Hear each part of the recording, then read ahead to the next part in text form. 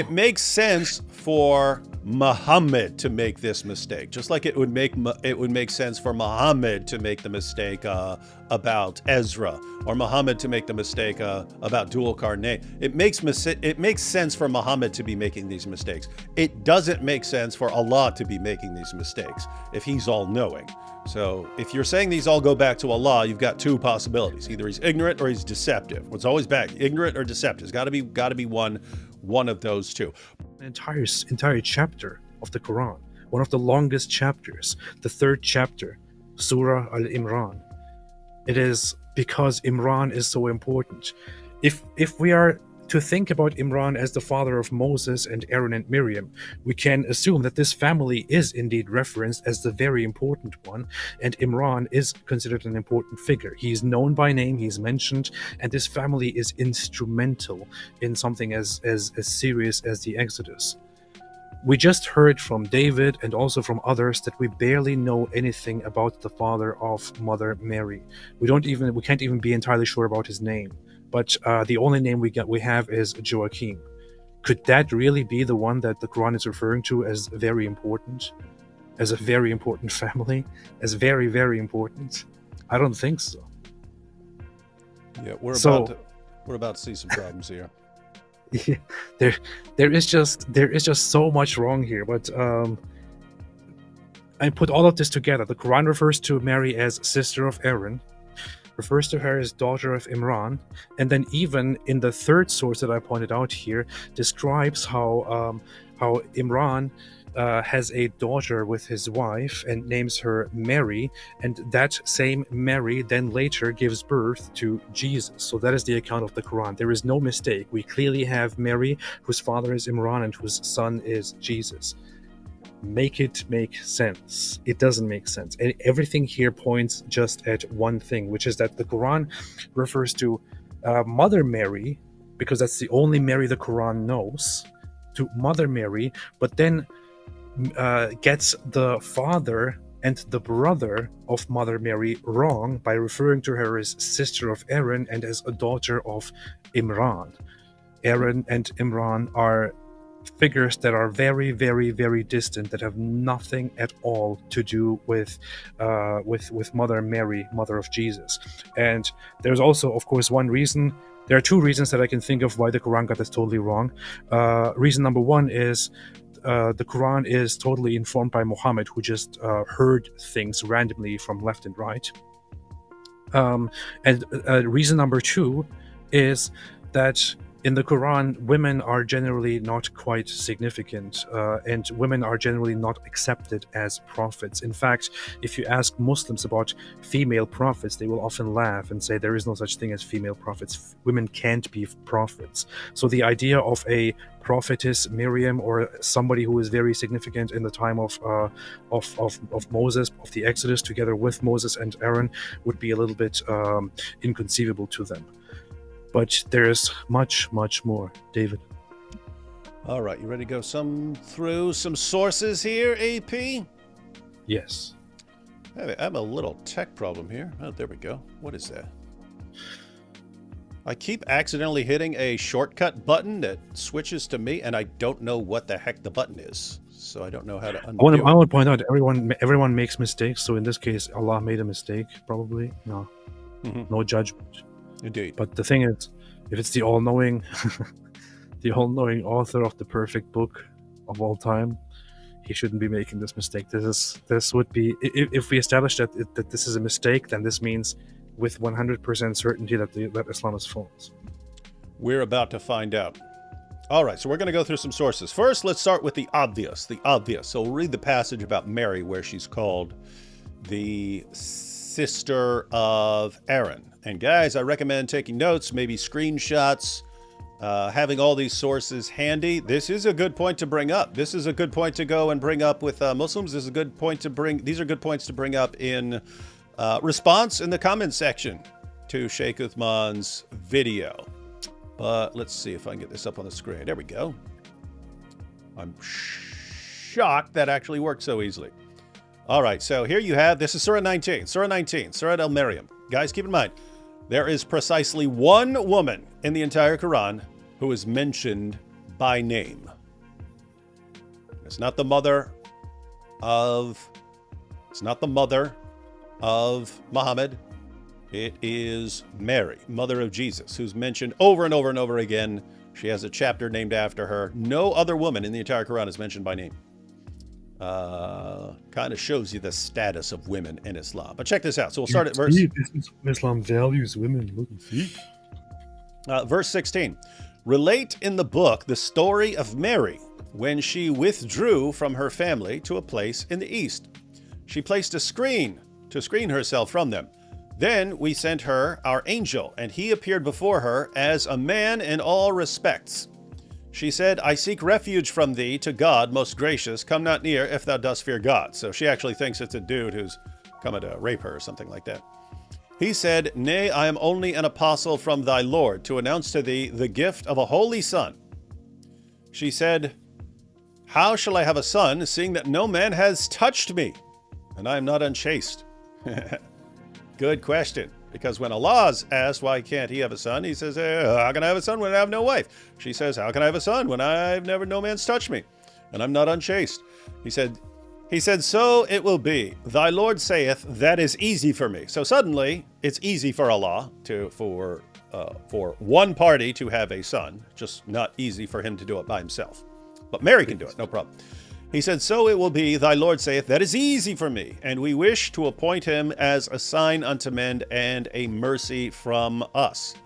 It is a matter so decreed. So she conceived him, and she retired with him to a remote place.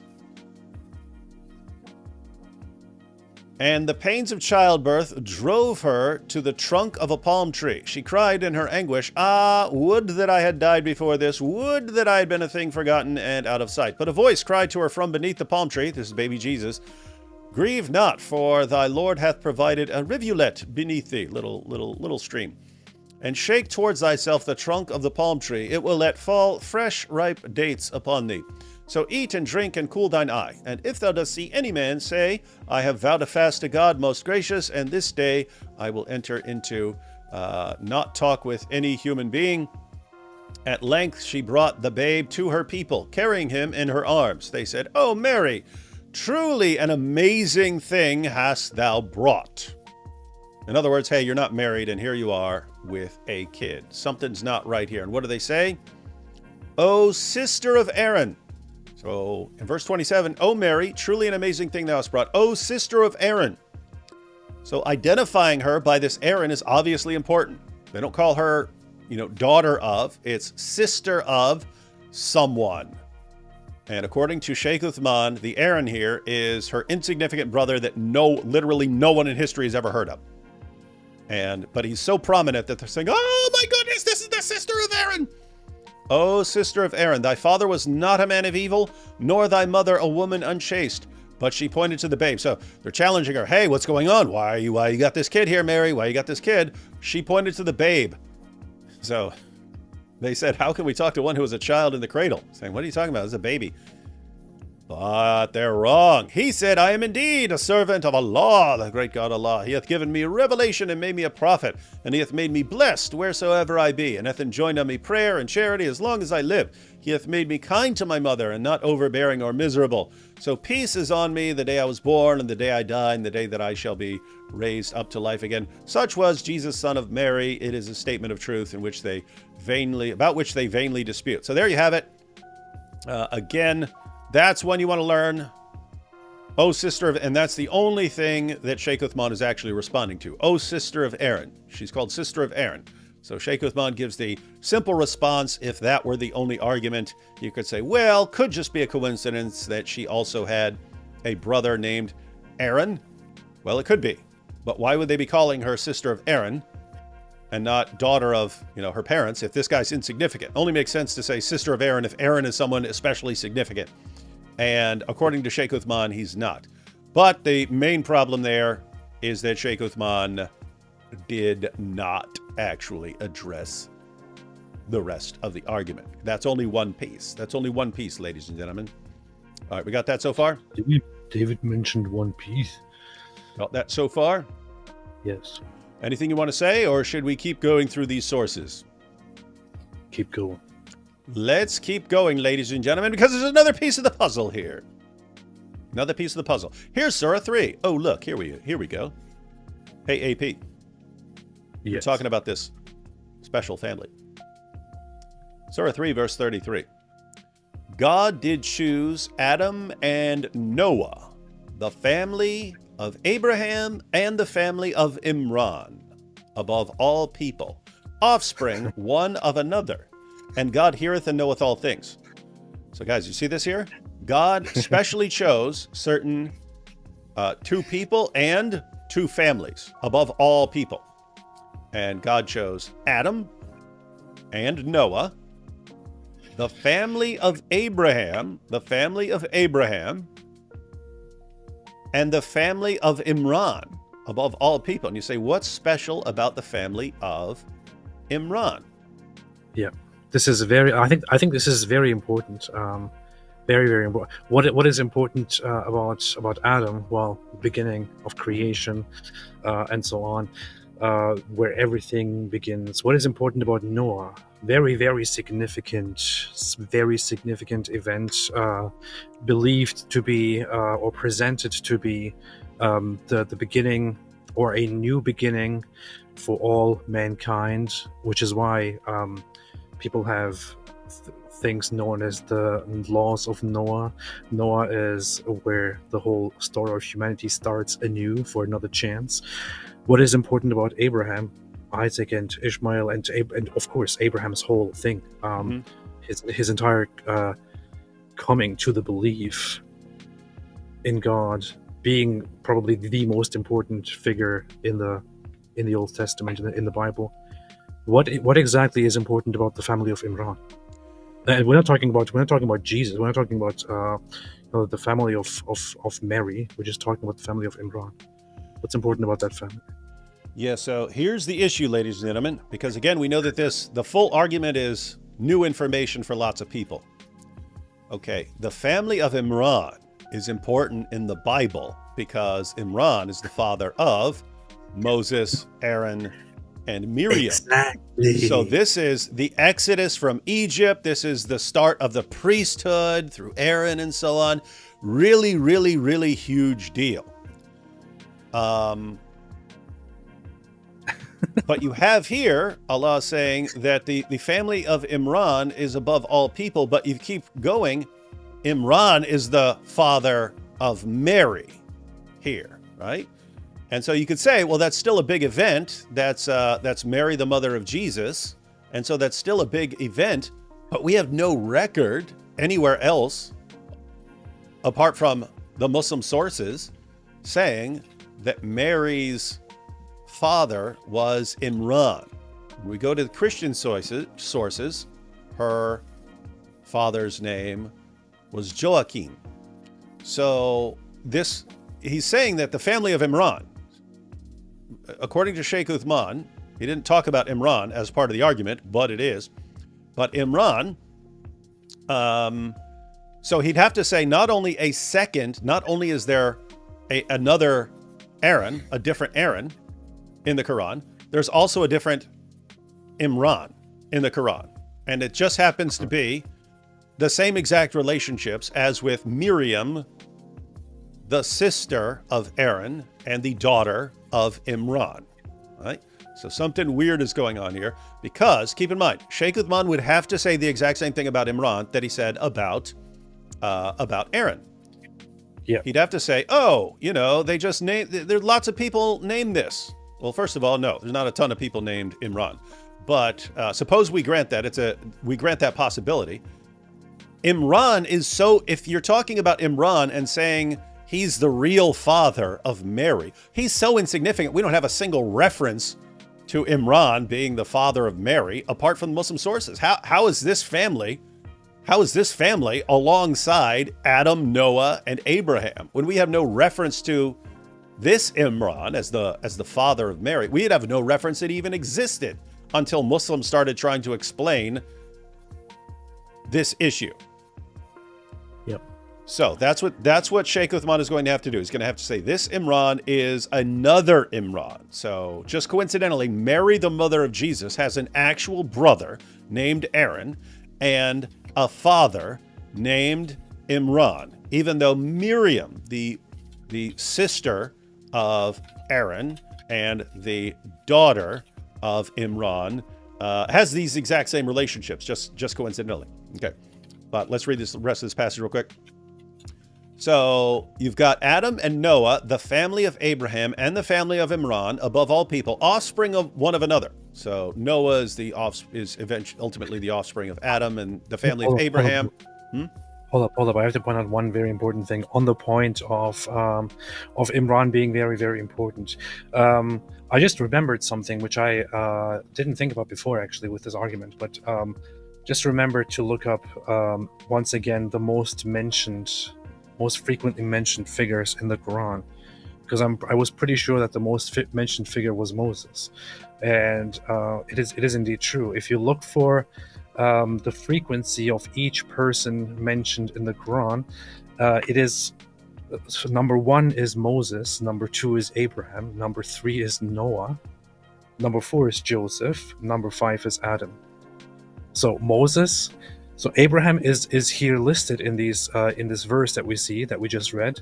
Noah is also on this list and is also mentioned here as very important. Then the family of Abraham. Abraham is the second most mentioned figure. The most mentioned figure ever in the Quran is Moses, more than anyone else, twice as many times as Abraham. So you would expect that probably that family is a very significant one that Allah chose above all people. But if we are to accept that Imran here is a reference to that family, to the family of Moses, then this calls into question how in the world Imran here also happens to be the father of Mother Mary. Mm-hmm. Yeah, this is a mystery, but it's about to get more difficult. So offspring one of the other, and God heareth and knoweth all things. Behold, a woman of Imran said, so it's a wife, O my Lord, I do dedicate unto thee what is in my womb for thy special service. So accept this of me, for thou hearest and knowest all things. When she was delivered, she said, O my Lord, behold, I am delivered of a female child, and God knew best what she brought forth. And no wise is the male like the female. I have named her Mary, and I commend her and her offspring to thy protection from the evil one, the rejected. So, the wife of Imran has a daughter, names her Mary. Who would that make the father of Mary? That would be Imran. Well, okay, obviously, it only says Mary here. Obviously, then, if Imran here is the father of this Mary, then obviously this Mary must be Miriam, sister of Aaron and Moses, right? Well, we're going to see. We're going to go a little more. All right, so here you have Surah 66. By the way, guys, this is a short chapter. This is a good chapter to know. The opening verses of Surah 66, these are the verses where Muhammad got caught having sex with his slave girl, and his wife Hafsa's bed, and she flips out, and then he tells her not to tell, and then she runs and tells Aisha anyway, and then Muhammad's all mad at his wives and so on. And so you have that entire ordeal. But then later on, you start having the Quran talking about good women versus bad women and so on. So you can see in verse 10 there, God strikes out a parable to those who misbelieve. The wife of Noah and the wife of Lot, bad wives. They were under 2 of our righteous servants, but they betrayed them and they availed them nothing against God. And it was said, enter the fire with those who enter. Those bad wives are going to hell, even though they were wives of righteous servants, right? So that's a warning. Hey, wives, you're not being good wives, and you think you're fine just because you're the wife of Muhammad. Wrong. Women. And then you have the next verse, and God strikes out a parable for those who believe. The wife of Pharaoh, when she said, my Lord, build for me a house with thee in paradise, and save me from Pharaoh and his works, and save me from the unjust people. And Mary, daughter of Imran, who guarded her private parts, and we breathed into her private parts. This is why we call Allah the vagina blower. and we breathe therein of our spirit. And she verified the words of her Lord and his books, and was of the devout. Wait a minute. Wow. So Miriam, the sister of Aaron and Moses, daughter of Amram, traveled in time and gave birth to Jesus. Yeah. Indeed, you are correct. So Mary is an interdimensional time-traveling woman. That's why she's so special. I get it. Well, I mean, if Muhammad can travel through time and be the guy that Solomon's wife was in love with, I don't know why you're ruling out time travel. It's perfectly normal back then. But we're not done. We're not done. Two more things on Imran here. So this is a hadith, Sahih al-Bukhari, 3769. Narrated Abu Musa al-Ashari, Allah's messenger said, many amongst men attained perfection, but amongst women none attained the perfection except Mary, the daughter of Imran, and Asiya, the wife of Pharaoh. Keep in mind, these are the same two mentioned in the Quran, wife of Pharaoh and Mary.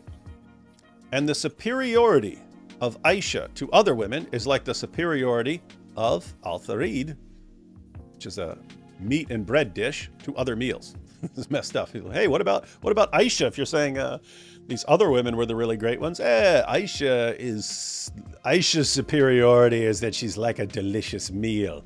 This little girl, she's like a delicious meal to me, made of bread and meat.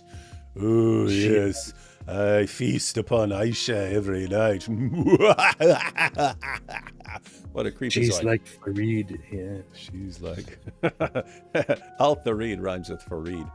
She's like Al-Farid. Al-Farid. She's like Farid. She's like Farid. It's like the superiority of Farid. Hey, we should make a channel called Farid Responds. Anyway, so notice again here, I mean, there's lots of things here. Many amongst men attain perfection. So it's pretty normal for guys to be perfect, but women, no, only two of you. Only two of you made it. Some ladies are better than others if they're especially delicious dishes like Aisha. But as far as perfection, nope, it's Mary, daughter of Imran. Daughter of Imran. So you have it there. And now for the relevant Bible verse here. This is 1 Chronicles chapter 6, verse 3. The children of Amram, Aaron, Moses, and Miriam. Amram. Now, in Arabic, Amram is Imran, at least in the Muslim sources. And you can go to Imran. Yeah, you can go to, well, that's actually how it's written in the genealogy in the History of At-Tabari, Volume 3, the genealogy of Moses. In English, in the English translation, it says Moses, son of Amram. In the Arabic, it's Musa ibn Imran. So we know these guys referred to Amram as Imran. All right. We got this so far? So far, everyone? Okay, and then one more here. We've got a few more issues, but one more I wanted to bring up right here, which we're talking about, the gospel of the birth of Mary. So this is not something we would take as authoritative, although you have to say, even though you wouldn't take this, if you would not want to establish any actual Christian belief on a source that's late and unreliable. So this is centuries after, and it started with, I think, the Gospel of Soooo, Matthew, and then the Proto-Evangelium of James, and so on, and then this springs out of that. So this is actually centuries after the events. With that said, it's always possible that there was a tradition that identified Joachim and that it's reliable. In other words, her parents could have been named Joachim and Anna. It's possible. I mean, if I had to, if someone said, David, what's your best guess? I would go with Joachim and Anna, but I would not be sure of that because these are late sources. But these things can be based on earlier information that was known at the time. But so you have the Gospel of the birth of Mary, and Yeah, so you could just use, you could at least use by going by strongest or best available evidence. You could say that the only evidence we have of his name is that it is Joachim. Yeah. That is how the tradition is established. Mhm. And it doesn't seem plausible that people would somehow randomly come up with this name Joachim when his name was actually Amram. Yeah. So we have here the Blessed and Ever Glorious Virgin Mary, sprung from the royal race and family of David, was born in the city of Nazareth and educated at Jerusalem in the temple of the Lord. Her father's name was Joachim and her mother's Anna. The family of her father was of Galilee and the city of Nazareth. The family of her mother was Bethlehem. So that's the part that the great Sheikh Uthman is leaving. That's not all he's leaving out, because we also have a couple things from a commentary, and he did read the Hadith. We'll take a closer look at that, and then we will also bring in Aisha's thoughts on this issue, because it was reported to Aisha once. Hey, did you know that these are actually two different Marys in the Quran? Oh, yeah. Yeah, and she says, "You liar." We're gonna look at those in a second. Yeah, we're gonna look at those in a second. But guys, so we wanted you to have those sources. Again, learn those references, take screenshots if you want. But contrary to Sheikh Uthman, this isn't simply, oh, it says sister of Aaron, and that's the case. It's Mary is the sister of Aaron and the daughter of Imran, aka Amram. And hey, that just happens to be the same familial relationships as Miriam, the sister of Aaron and daughter of Amram. So, is the Quran confusing these two people?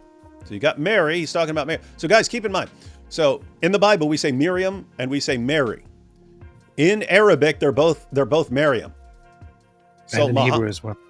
So, yeah, so in Hebrew, yes. they're both the same name, Maryam. Yeah, and you see, by the time of Jesus, Mary's the most common name. Mary's the most common name of women. So that's why you have Mary this, Mary that, Mary this, Mary that, and so on. So you have Mary, very common name, but in Arabic, Maryam. If you hear Maryam, you're talking about Maryam, and you hear the Jews talking about Maryam, and you hear the Christians talking about Maryam, it would be pretty easy to make the mistake of assuming that they're talking about the same Maryam. How would you know if someone actually confused the two Maryams? Well, he might be dumb enough to put it in his book that Mary, the mother of Jesus, is the sister of Aaron and the daughter of Imran. That's how you would know if someone totally confused these two Marys and thought they were the same person, rather than two different people separated by a very, very, very long time. This is clear display, I must say, and I have to point out, we often try to be careful and humble with those claims, but I think, going through this once again, I think it is pretty clear. It is very clear, almost certain, that this is a very, very bad mistake, a very bad error in the Quran, a complete misunderstanding of the Bible.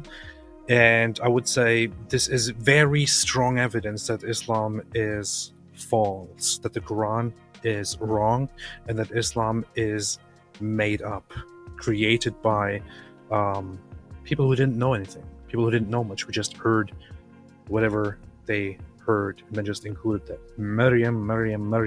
Oh, okay, Maryam. Yeah, I know Maryam. Yeah, daughter of Imran and sister of Aaron.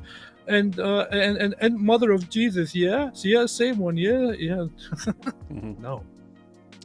Yeah, so Sheikh Uthman's entire approach is along the lines of you have to give Muslims the benefit of the doubt on this, and so it flies in the. In other words, is it theoretically possible that Mary also had a brother named Aaron and a dad named Imran or Amram? I mean, it's theoretically possible. It's just there's so many problems here with why would you call her by her brother's name and not as, you know, the daughter of someone. You only do that with really prominent figures, and her brother's completely insignificant to anything.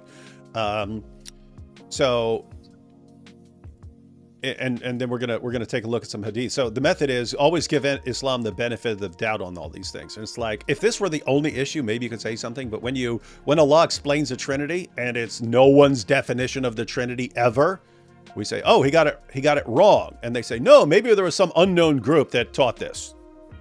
So we're supposed to give the benefit of the doubt, not conclude that he doesn't know what he's talking about. Same thing with Jews calling Ezra the son of Allah.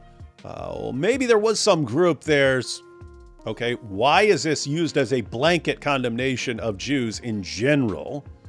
And why do we have no evidence that this, no, well, hypothetically, there was some group there. Maybe that's who it's applying to. So it's all these like complete hypothetical situation. Maybe when it says that Dul Qarnayn found the pool and the sun's going down into the pool, it's saying that, you know, it was an optical illusion. We're just supposed to constantly give the benefit of the doubt on this. When, keep in mind, guys, this is the same guy, Sheikh Uthman, who sat there and lied to his audience saying that you can actually calculate an age of 3 for Rebecca and we went through it. And we actually broke it down, and we caught him lying about the end of Genesis 22. This is why they call him Sheikh Ibn Fibbin, which is a criticism to everyone else. Everyone else, if you found out someone's a liar, it would be a problem. For Dawah fans, it's not a problem. I mean, in fact, they wouldn't know what to do with you if you weren't a liar. If a Dawah guy came along and you were honest about everything, what would they do? They wouldn't know they wouldn't know where to put this guy. If you come along, the bigger the liar you are, the more they love you. This is, I imagine that this is probably how it conspired in Muhammad's time. People called Muhammad the ear because he would just believe anything and just hear things and just include them in his stories. He would hear people talk about Alexander the Great, and he would include that in the Quran as Dhul Qarnayn, who is guided by Allah, which makes no sense at all. He probably he hears about Mary, the mother of Jesus, because she's very significant, has a lot of reverence, probably is revered significantly by people, by Christians that Muhammad encounters. They hold her in high regard, which is why he misunderstands them and thinks that they actually think she is God besides Jesus and the Father, which is why this is included in the Quran. For those who don't know, don't joke. The Quran actually tries to debunk the Christian belief in the Trinity, and says and accuses Christians of believing in Allah, Jesus, and Jesus's mother, and then tries to debunk that.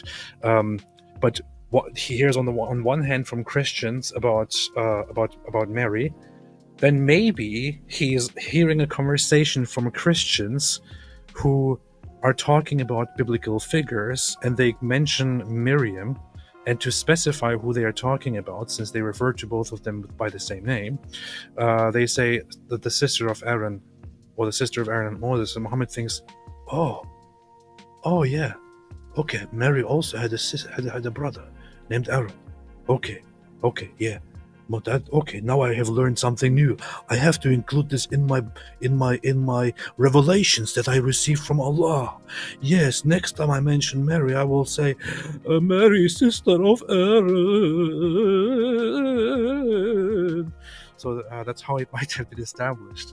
Similarly, for example, when it comes to the claim that Jews say Ezra is the son of Allah, I mean, Jews might have been, he might have heard it from Jews who were significantly praising Ezra, and Ezra deserves a lot of praise in the Jewish tradition. He is credited as the one who heroically doesn't accept diaspora, but goes back and reunites and rebuilds the Jewish community and the temple and the scripture and all that. So they remember him very, very dearly. And he overhears something, and he thinks, oh, wait a minute, these people, they worship Ezra. I have to include this in my next revelation when Allah talks to me. And the Jews say Ezra is the son of Allah. May Allah curse them. That's probably how it all conspired. Make me want to convert. That powerful. That was Muhammad Hijab level recitation there, brother. Yeah. All right, so guys, and by the way, AP, that's exactly my thinking. It makes perfect sense where he's coming up with these, how he could possibly come up with these mistakes, right? He hears Christians talking about God the Father. He hears about Christians talking about the deity of Christ. He hears Christians talking about Mary, the mother of Jesus, and he hears Christians saying Trinity. And so you just think, what are they talking about? Oh, it's God, Jesus, and Mary. That's the Trinity there. That's what they mean by the Trinity. Yeah. It makes sense for Muhammad to make this mistake, just like it would make sense for Muhammad to make the mistake about Ezra, or Muhammad to make the mistake about dual carnate. It makes sense for Muhammad to be making these mistakes. It doesn't make sense for Allah to be making these mistakes if he's all-knowing. So if you're saying these all go back to Allah, you've got two possibilities: either he's ignorant or he's deceptive. It's always back, ignorant or deceptive. It's got to be one of those two.